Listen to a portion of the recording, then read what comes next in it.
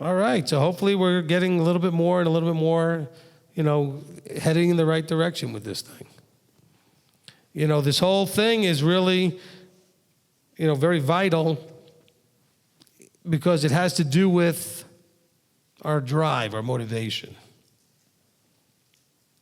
How you see this whole salvation, faith, works things, it absolutely is the fuel that drives you in whatever direction you go.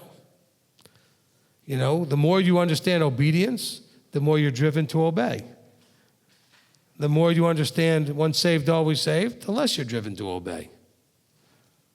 So how you see salvation affects your drive, your motivation. Can we agree on that? Okay? It's the fuel. Now, the more that your faith gets involved, that affects how strong that fuel is going to be effectively. You have a lot of faith, you got that belief, you understand the concept, guess what comes out of that? Tremendous amount of works. Because the works are the evidence of the other two. That's as simple as it gets. All right, so this is the Afterburn. If you raise your hand, Daweed's got a mic. Who's got the mic? Yeah, Daweed's got a mic. He'll bring it around. And then if you're on live stream, Robert will write down your comments or questions. And we're going to begin with Shira. Two things. First of all, it came to me about the parable that Yeshua said on the pearl of great price. And if I recall, I can't remember the reference somewhere in Matthew, but it was one of those parables where the merchant or the man found a treasure in a field. That might be a different parable, but he found a treasure in the field, so he went and he bought the whole field so he could have the treasure. And I thought, wow, that's really coming home to me at last, what Yeshua was really trying to say about his offering of his life as the gift, his life and death and resurrection, bought the field. But there's a treasure in that field. Those are the ones who will actually hear and obey. Those are the first fruits. Is that a good application? Yeah. Okay, and then there was also another one about a pearl of great price, the same idea. Yeah, what wouldn't you sell everything for it? Everything to buy the pearl of great price. And that could go both ways, couldn't it? I mean, we're called to sell everything to make him our pearl of great price. So, well, and he sees us as a pearl of great price because he was willing to give everything for us. Yes. And so you have it both ways. But the point is, we are very accepting of the fact that he gave himself and everything for us. We struggle with us giving everything for him. Amen. Amen. What does that tell us about our relationship with him? It's kind of one-sided. Doesn't have to be, though. Moses is begging us through his writings, through Yahweh's writing through Moses, to do this with all your heart and being. Thank you. The other thing that is really coming home to me is, and you've said many times from the one angle that we are, if we continue in disobedience, we perish, we're destroyed, we're annihilated. I think you taught this a while back, but I'm trying to remember. But the other side of that coin is, I can say, and have said yes to your teaching on that for years now, but a layer of Christian stuff in me has had to take longer to get over this idea that I was born an immortal being, and that whole, I just want to bring that out, that whole realization, I'm going to live forever, I'm not going to live forever. Unless.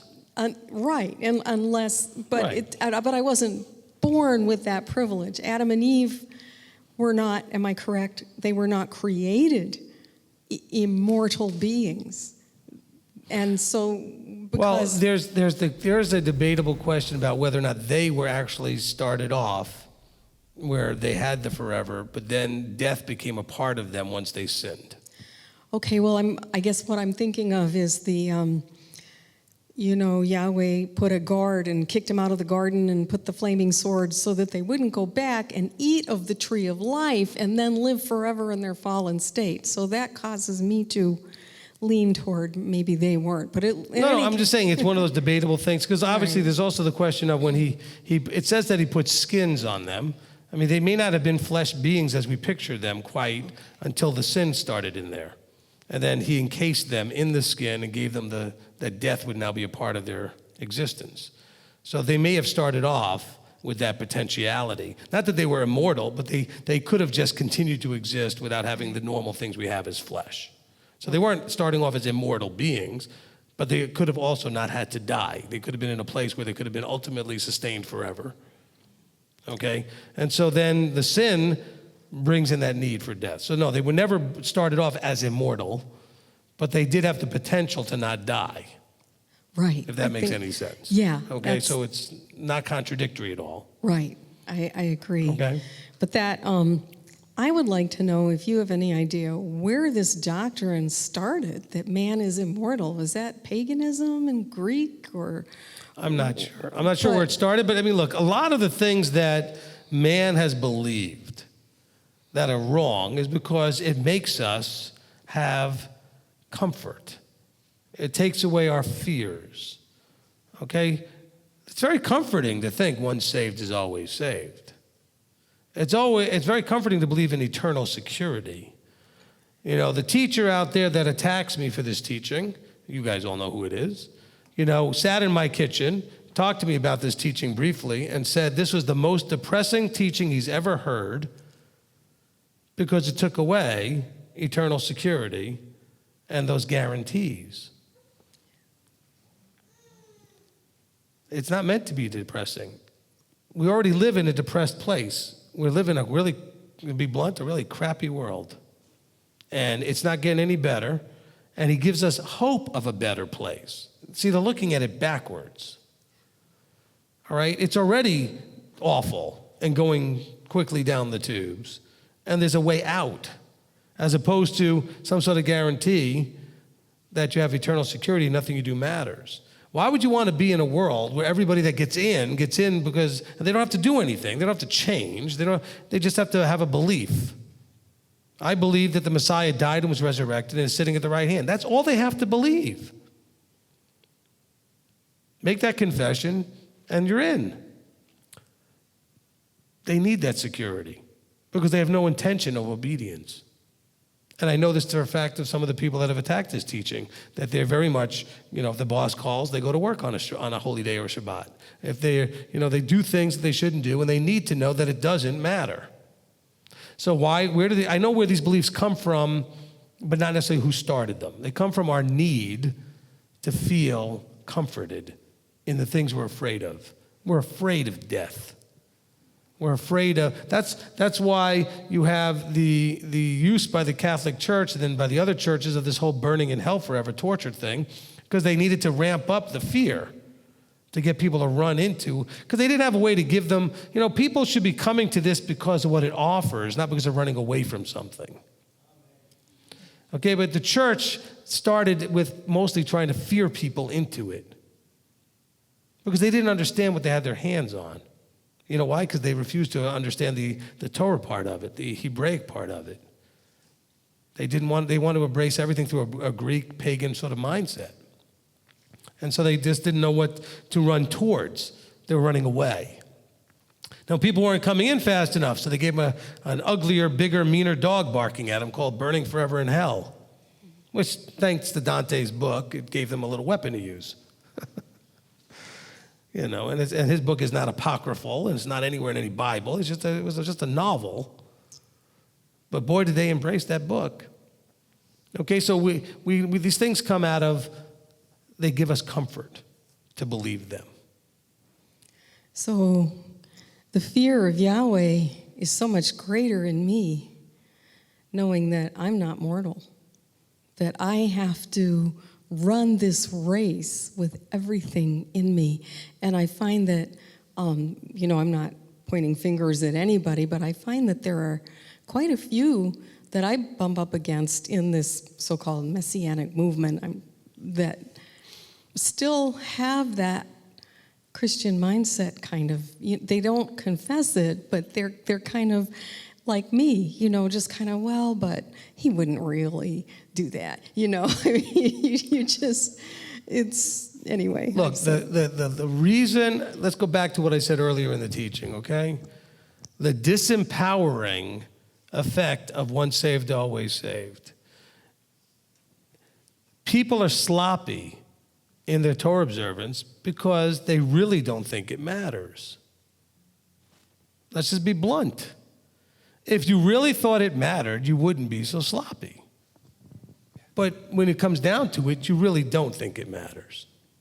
You think that you'll get a pass or that he'll let something slide or he really didn't mean what he said. This goes back to the garden. Did Yahweh really mean what he said?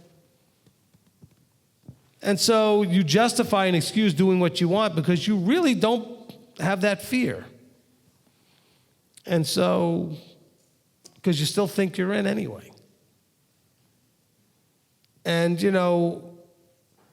I was attacked for people being told, well, then you never know if you're in. No, if you're doing everything with all your heart, if you're doing Deuteronomy 8:2, you're doing it with all your heart and being, you're showing and demonstrating that it's in your heart to do it, even though you mess up from time to time, I don't think you should have any doubt that you're in. But you know how much you're passing that Deuteronomy 8:2 test or not. You know how much you want to keep and you struggle against when you don't keep. How much does it bother you when you don't keep? How much do you lie, justify, rational lie to yourself, whatever it is, when you don't keep? How much does it bother you or not bother you when you don't keep? Don't obey. Don't do what he says. That's why I think the Deuteronomy 8:2 test is so pivotal and so core to everything. It's right there. It's at the one little verse. But if you are passing that test, and you know if you are or not, you know where your heart's at. You know what's driving you. Then you should have every assurance that you're going to make it.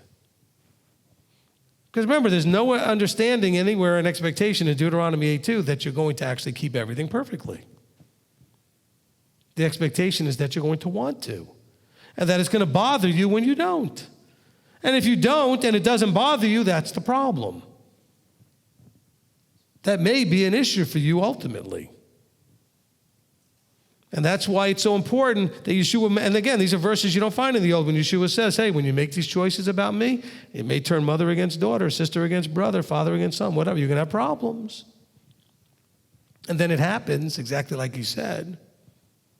Again, more proof your New Testament's true, because that's not said anywhere else. But as we're looking at these things, are those people eventually going to wear you down and get you to compromise? Because of how strong you care about them. All of you out there listening, how many of you are still listening to teachers you should not be listening to? Scripture says, if they name dates and the dates didn't come through, cut them off.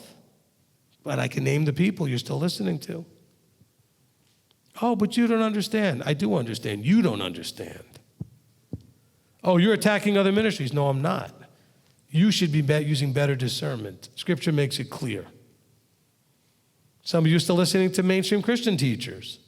Why? Some of you are getting all of your sourcing out of Orthodox Jewish teachers. Why?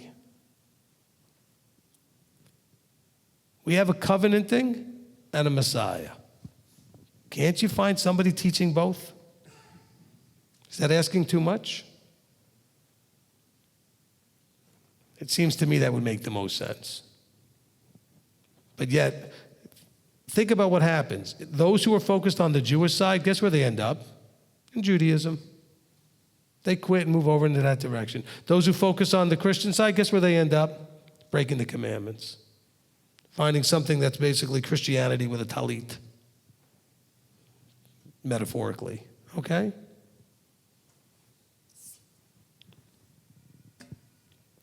I've had people leave here because we weren't Christian enough. Sorry, it wasn't the place for them, I guess. I'm actually upset that they even might have thought there was any Christian thing in here at all. It wasn't Christian enough. There shouldn't have been any Christian anything in here.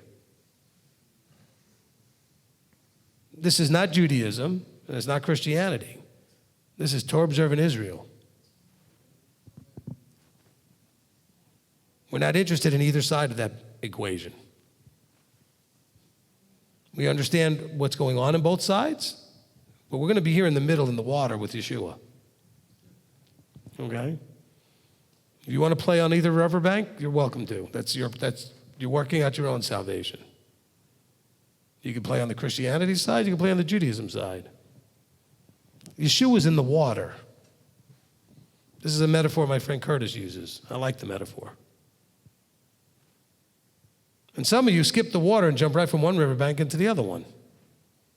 Jews go over to Christianity, Christians go into Judaism. Yeshua's in the water in the middle. And by the way, that water isn't just like stagnant water. It's moving pretty good. You get in that water, it can be a little rough. You got to maintain your balance. You got to get your ground. And keep your eyes focused on him. Didn't we remember Kepha walking out on that water? As soon as he took his eyes off Yeshua, what happened? Right in.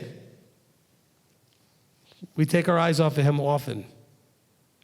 And we find excuse to do all kinds of dumb things. Anyway, so hopefully that helped a lot. Thank you for your comment, Shira. Okay, Frederick. Just as a comment, that immortality of the soul is a crystallized an echo of what something said in the beginning of Genesis. And the Nahash said, "You shall certainly not die." And that has been reiterated and repeated, and the concept spread everywhere. Right, the Nachash being the snake before, Yeah. whatever it was, said, "And you shall certainly not die." Look, and that was a lie coming from the snake, the serpent, not from Yahweh, saying that you'll certainly not die. By the way, there is a part 4, if we ever get to it, of the Millennium Kingdom, that I call killing the immortal soul. The word that's usually translated for soul is nephesh. And we have in one of the prophets the verse that says, "And the nephesh that sins shall die." Okay? And so we have to be careful with this whole immortal soul thing. All right? But hey, it's very comforting to think of it that way, doesn't it? Of course, we have to decide what this idea of soul is. The word in the Hebrew says, by the way, that the fish, the birds, the bugs, they're all nephesh. It simply means living creature, a creature that has life in it. Okay? Now, the neshama, the breath of life that came from Yahweh, that's a whole different thing. And we'll talk about that, hopefully in that part 4 someday. Maybe this year at Sukkot we'll get to it. All right, who else? Okay, Sarah Beth? I just wanted to comment for what it's worth. When I was under the teaching or listening to the concept of the saved, that teaching was the scariest place to be. Having something that I know I'm supposed to do and something that he expects of me is far more comforting than the idea of saved ever was. Just my 2 cents.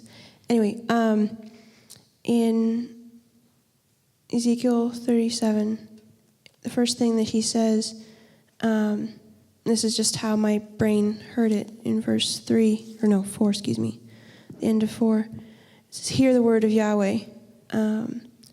I guess in the past I'd always read that as just a command, hey, get your attention, you're about to hear something. But when you were reading it today, I heard, hearing, Shema, do, hear the word of Yahweh, hear and do, that being the first step of all that comes next. Mm-hmm. Is that a correct way of looking at that? Absolutely. Okay. 100% correct. And then in Hosea, verse 11, it goes through all that you talked about, and then ending with, "and shall come up out of the earth." Would that be another tidbit going back to the grave? Well, it can be. I mean, he uses a lot of metaphors to show us, dead, buried. Look, Paul uses the same metaphor in Ephesians. He said you were dead in your trespasses. Okay? That again goes right back to the same idea of the dry bones. It goes back to the same idea of not my people, not compassion. You were dead in your trespasses. I mean, if we actually let the book speak for itself, we'll see the themes and the message is consistent all the way through, including Everybody's hero, Paul, says exactly the same stuff if you actually understand what he's saying. I don't think I have any problem at all with what he said if you could just understand what he's saying. But you can't understand what he's saying. Look, he's speaking to people that are somewhat ignorant farmers, but he's still speaking from a background of high-end yeshiva training. So he expects that you know the Tanakh like you know the back of your hand. Inside out, front and back, upside down, and everything else. And so he's quoting from it all the time. He's alluding to it all the time. And if you don't know what he's alluding to, you're not going to understand what he's talking about at all. But I mean, if he, being a student of Gamaliel, this is super high-end stuff. He was a disciple. He was picked and chosen to be in a role that required an immense amount of performance out of him in terms of being a student. Gamaliel expected his students to be able to have all of this stuff memorized and to know it inside out. And so we have all this stuff going on. So when Paul talks about things, if we're not up to the level of speed of where he is, we don't always understand what he's talking about. Now, his own students, his own people in the groups that he was dealing with understood because he had shared that stuff with them. So they would know what he was talking about. Not that he shared everything he knew with them, but whatever he was talking about, I'm sure they understood exactly what he meant. So he was communicating with his particular congregations. Getting into the part where he says, and you shall return unto Adonai Elohecha, and you shall obey his voice according to all that I command you today, you and your children. And I was wondering, it's talking about a time when this is a precursor to us going back to the land. This is a prerequisite for us going back to the land. How much of a prerequisite is it for us as a body, to fathers and mothers, to bring up their children in the nurture and admonition of Adonai to the point that that the legacy, you know what I mean? How right. much? And I'm also referring back to Genesis 18 when it says that, I can look it up real quick. Okay, and Adonai said, shall I hide from Abraham that thing which I do, seeing that Abraham shall surely become a great and mighty nation, and all the nations of the earth shall be blessed in him. And why does he say this? He says, for I know him, that he will command his children and his household after him to keep the way of Adonai, to do justice and judgment, that Adonai may bring upon Abraham that which he has spoken of him. So those two combined seem to say that the legacy we leave behind in our children is extremely important. Absolutely. Look, I think what we might see in this, and I think it might make a difference for all of you, is that if you look at the history that you see with Israel and with Judah, one of the things that you see in that history is you had a good generation, then a bad generation, then a good one, then a bad one. I think Abba's looking to see us have more than one generation in a row starting to go in the right direction. So teach it to your children and let us see that it's actually going more than just one layer deep. Because remember, it's almost like it was every other king. Good king, bad king, good king. It was amazing. It was like, And you see in Judges where it says, and as soon as the good king died, they were worse than they were before. And then they had to bring out another one. So he's saying, look, I want to see you guys doing it, and I want to see the next generation doing it, and then I want to see it being passed down, duplicated, and trained. I just have a quick question about what you were talking about before, about it's kind of like you're going down this path really fast, and I think it had something to do with teshuvah, but you said the first thing you have to do is to stop. Don't try to just make changes on the fly and, try to just make everything happen at one time. You have to just, whatever you're doing in your life, to completely stop. Is that, I guess what my question is that what you were talking about then is in regards to teshuvah?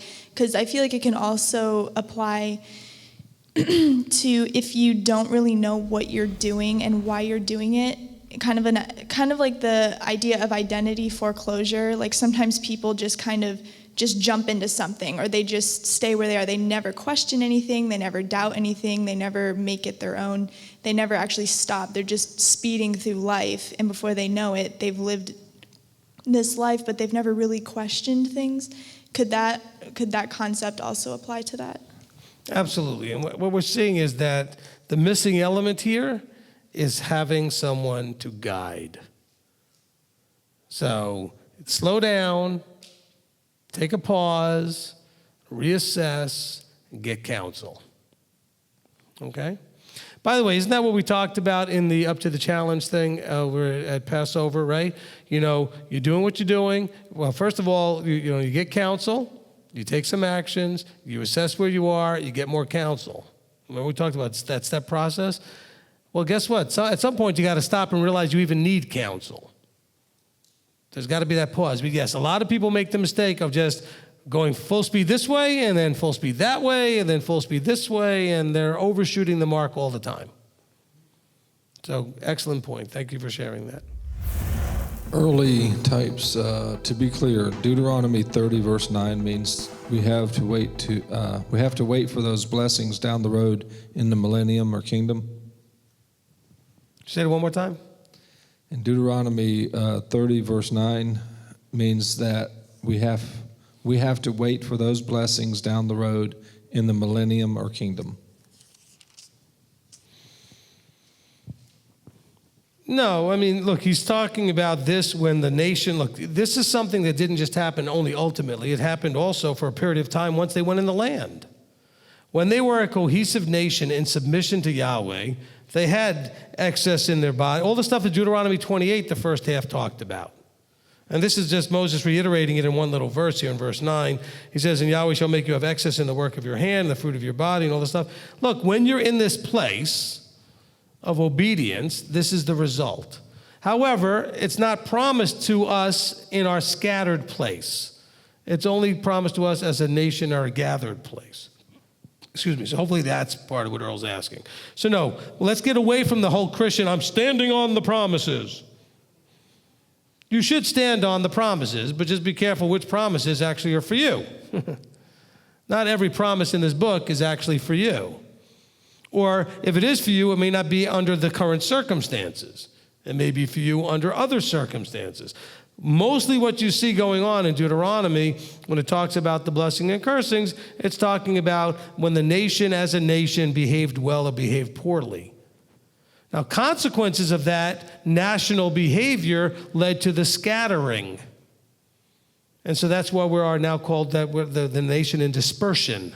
We're in the diaspora.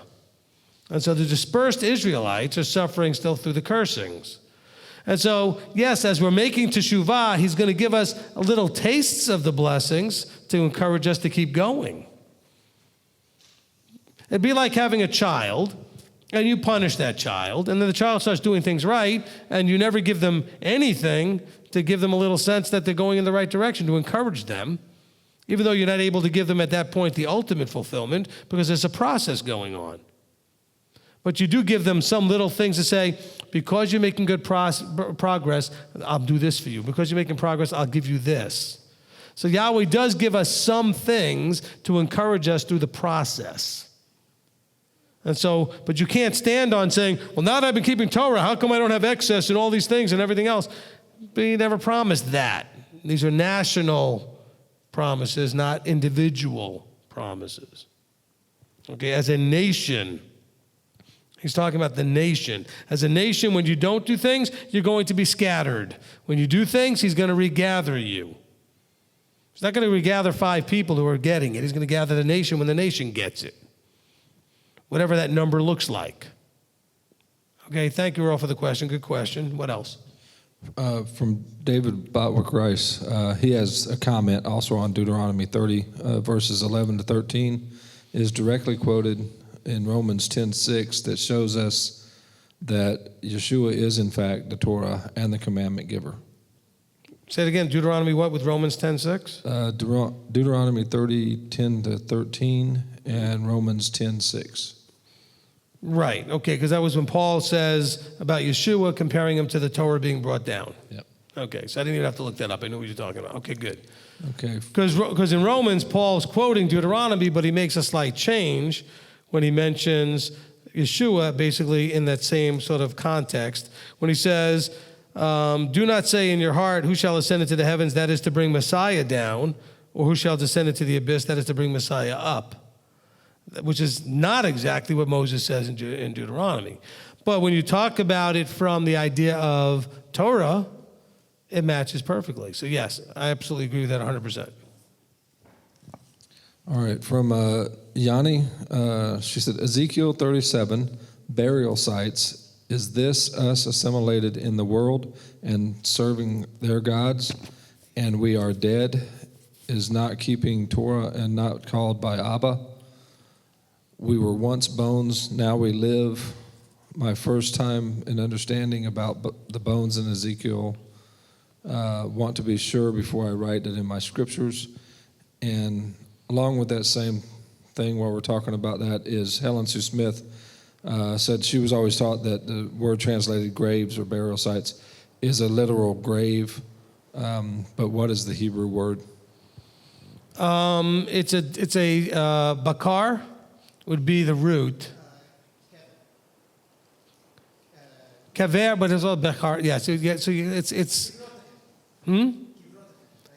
I know kivrot techem is the word that was there. I know that, but if you look at the root, it goes back to kaver or also bechar.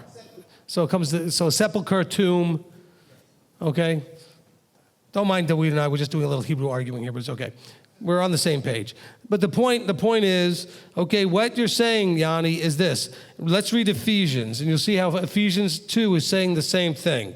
He said, you were dead in your trespasses and sins, because you once walked according to the course of the world, etc., as sons of disobedience, okay? Then he says in verse 4, but Elohim was rich in compassion, rachem, mercy. Remember he said, lo ruchama, there would be no mercy, no compassion. So he says, but now because of Elohim's compassion, because of his great love, which he loved us, even when we were dead, the dry bones scattered in the valley, in our trespasses, he made us alive together with Messiah.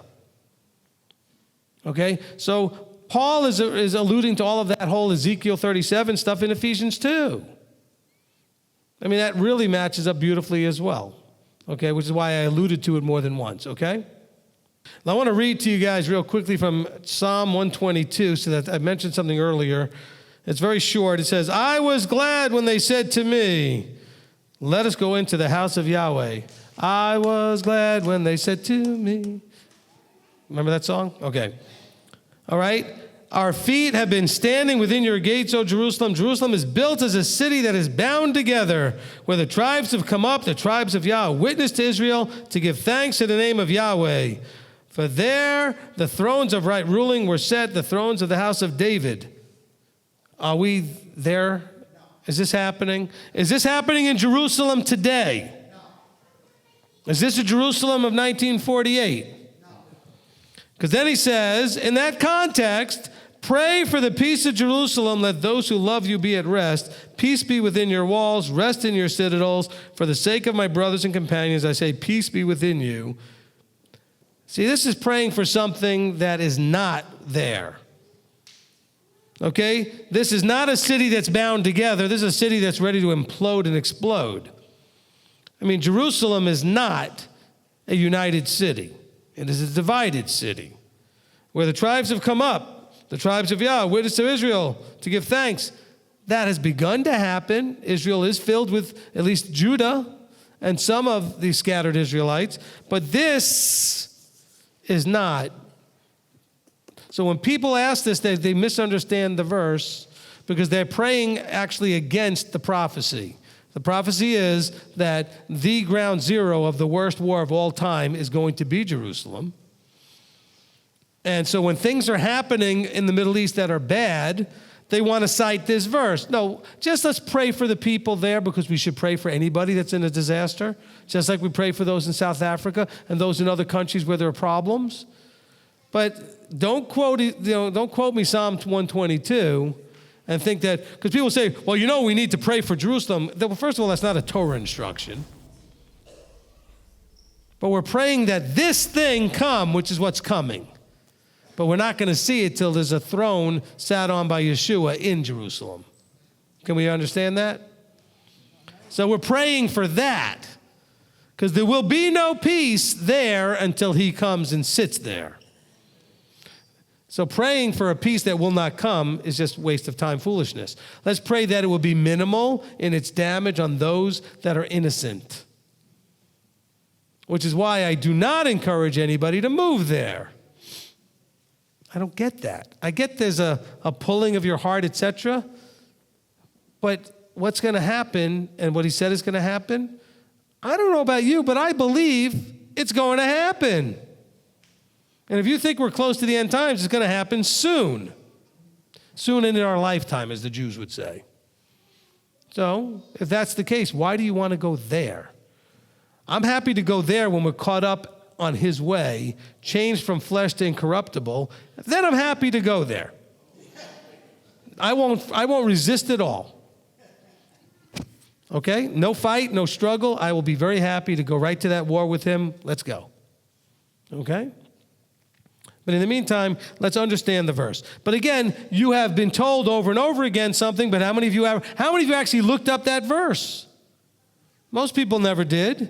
They don't know what, they just say, well, it says we need to pray for Jerusalem. And all of you think you've heard that somewhere, so you agree. How about reading what it says? So that you know what that's referring to. It absolutely wants us to pray for something that is to come. Hopefully that makes sense. Okay? Because people get all mad at me saying I'm anti-Israel, I'm anti-this and that. No. I know what Yahweh says is going to happen. And there's nowhere, by the way, in this book that says there's any way to avoid that. It's going to happen. Anybody want to argue with him? I don't.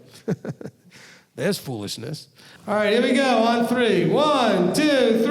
Shabbat Shalom! Shavua Tov! All right, we love you.